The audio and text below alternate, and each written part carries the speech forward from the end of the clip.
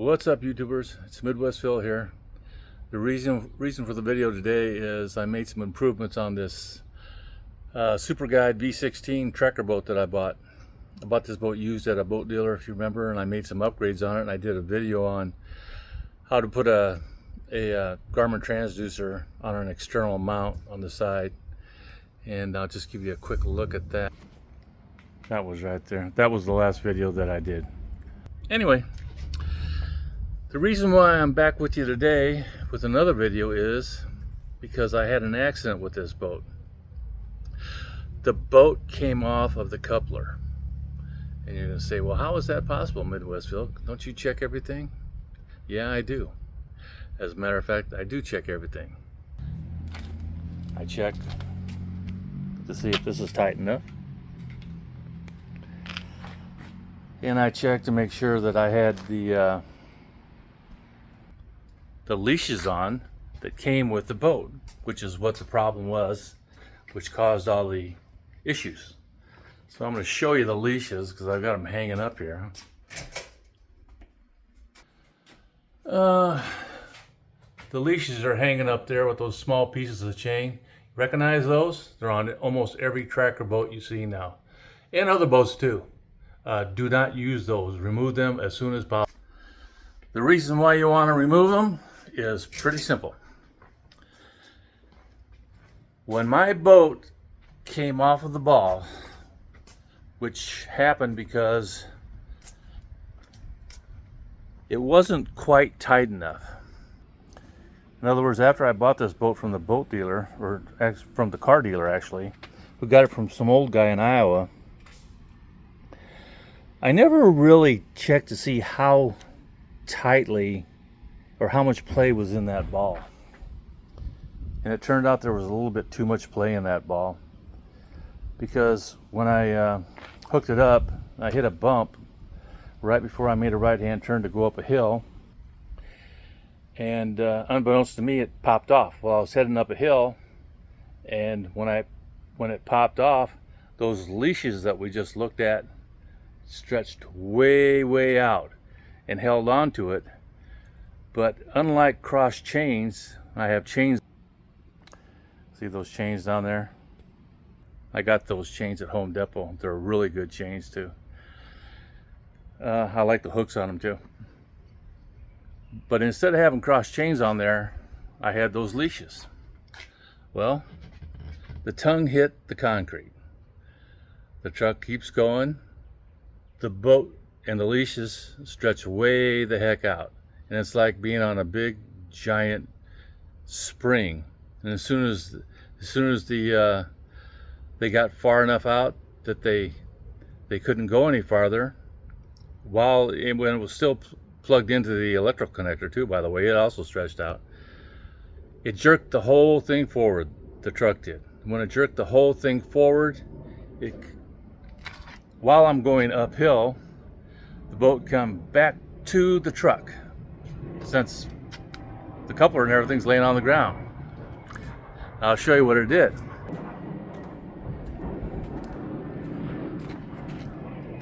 Everything, now imagine that tongue laying on the ground, sliding across the ground, coming towards the back of your boat.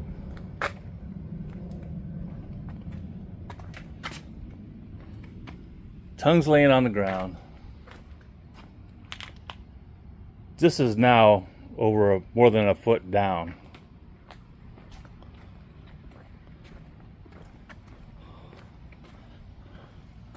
The whole thing slid underneath the truck, all the way under the truck. The trolling motor, which is up here, came forward and punched the back of the tailgate. If I have a body shop do it, it's about $1,600 to take that little teeny tiny dent out of there, because it's an aluminum tailgate, and you can't paintless dent repair those because stuff's really thick, and it's really hard to do on that one. Believe me, I've tried everything on it myself. I got it better, but anyway. So what I did was, after me and a guy put it back on the trailer, or back on the ball, Now we've got the boat back on the coupler, and we checked it, and I could feel a little bit of slop in it, so I drove the thing to the lake, launched the boat. Up in the parking lot, I adjusted the adjusting nut underneath the coupler, and I think I may have went 2 full turns on it. But anyway, that's how far out it was. So let that be a lesson to you and to me. First of all, if you buy a tracker boat or any boat and it has those coiled cable leashes on it, remove them and buy real chains that you can cross. So if it does pop off of your ball, it'll fall down on the cross chains and it won't cause you any problems at all. None. Nothing. I've had this happen before on a trailer. It was a smaller boat, but I was able just to drive to a gas station, get out and put the coupler back on the ball without any issues at all. I also had this happen on a rental one time, me and another guy, where it popped off and we lost the trailer. So it happens. So if you have those cable leashes, get rid of them. And just go to Home Depot, get those chains. They're only about $24, I think, and they're really good chains. They're 1/4-inch chains is what they are, and they fit perfectly. I ended up taking a few extra links out, and I'll show you how many I took out. Let me switch.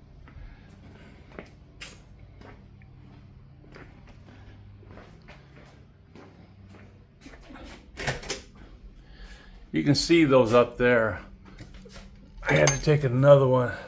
That's one. There's 1, 2, 3, 4, 5, 6, 7, 8, like 9 links.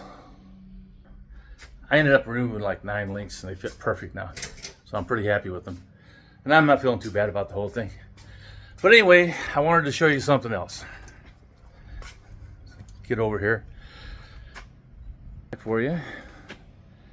Okay, you're familiar with this trolling motor. This is the Minn Kota Power Drive with I don't know, like a 54-inch shaft or something like that. Anyway, you know, Tracker has these little buttons that they put on there, and that's so you can mount something on here. Take that off and mount something on there to support that hit. What happened to me was this is on a removable mount. You know, underneath this there's a plate underneath there that this whole thing drops down onto, and you guys are probably familiar with them. And then this, which is in the shape of a big U, slides through the 2 holes, and then you can put a lock or a pin in there like that. I got a pin in there because my boat's garaged all the time. I don't think anybody's going to try to take it anyway, but anyways, what happened was when they mounted this on there,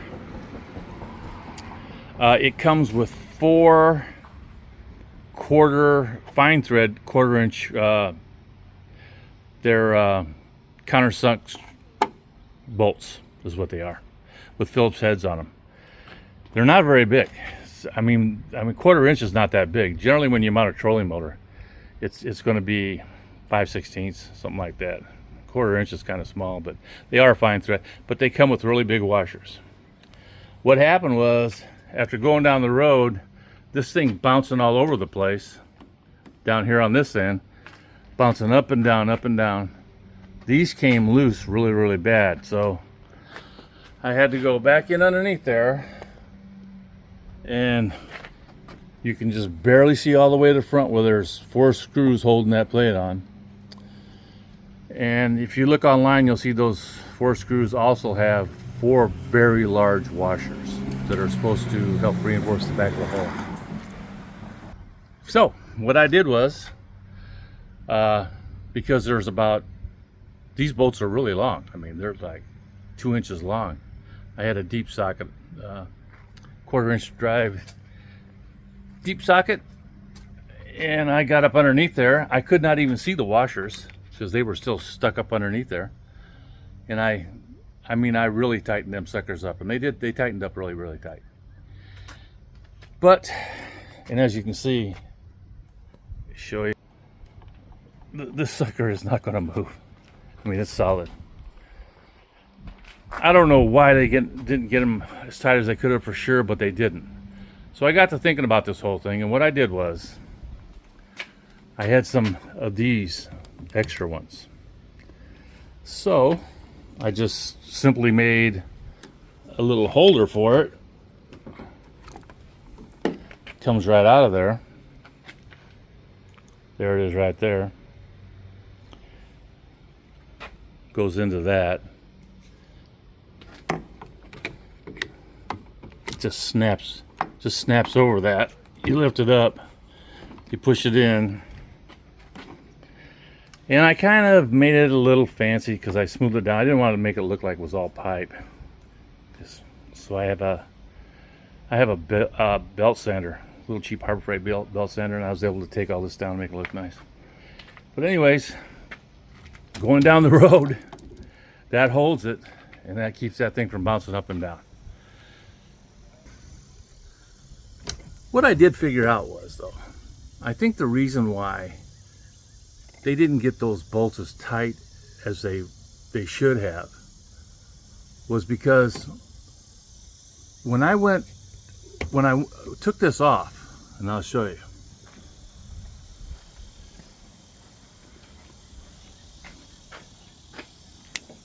When I pulled this out, pulled the pin out, pulled that out, this came right off, no problem whatsoever. This slid right out, no problem whatsoever. But after I tightened the plate underneath here down, and I really tightened it down tight, because I wanted to make sure that there was washers up underneath there, and I would know it because I'd be able to feel it by how tight I was able to get that, and how much torque it took to tighten down those 1/4 inch nuts. So I got it pulled down really tight, but if you'll look, you'll see this is an uneven surface. This to this. See here? It's not even. So what do you think happened after I tightened that sucker super tight and went to drop the trolling motor back on? Trolling motor dropped right back on the little rectangular block, but the little U-bolt or the U-clamp that you slide in there with the 2 pins on it wouldn't go back in the holes. In other words, these little holes on the outside weren't lining up with the little holes on the inside. So you could put this in a little bit this way and it'd go a little ways, it wouldn't go in. You could put it in on the other side and it wouldn't go in. That's why they left a little bit loose, so it'd be a little bit flexible. So what I did was, since I used to be a tech for a pretty large place.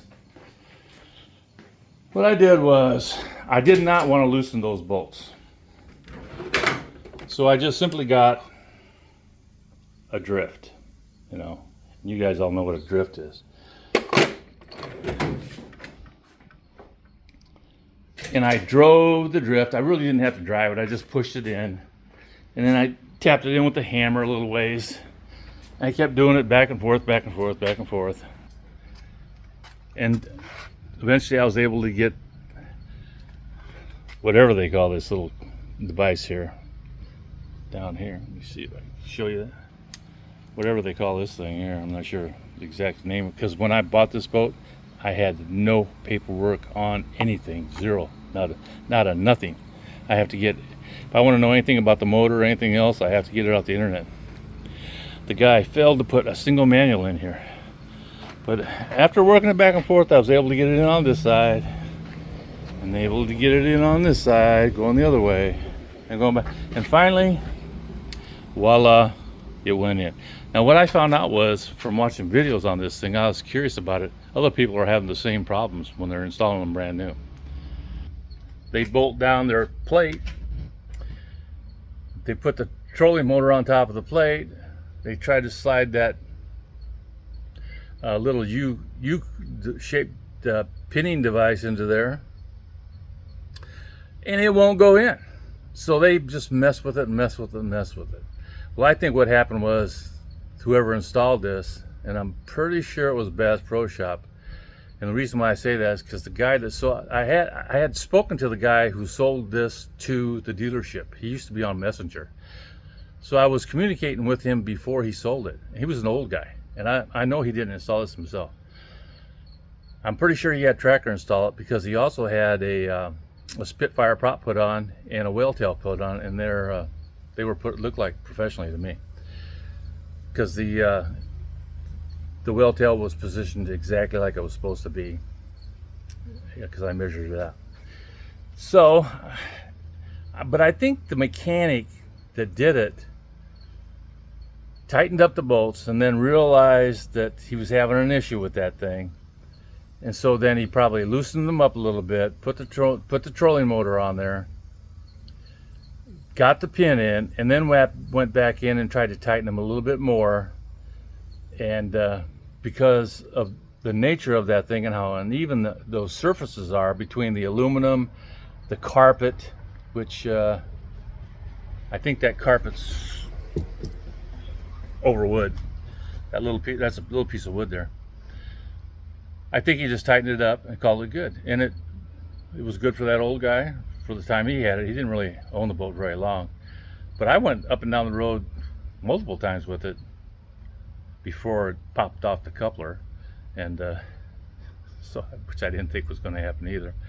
But then I noticed one day when I was pushing it in the garage, I usually grab a hold of that trolling motor. That thing was completely loose. So I decided that I was going to tighten it up really, really tight, and I'd figure out a way to get it in, get the pin. So anyways, that little device right there, which is just held in place by the tension that's on this thing when you pick up on it, because these bars are like springs. And when you go down the road,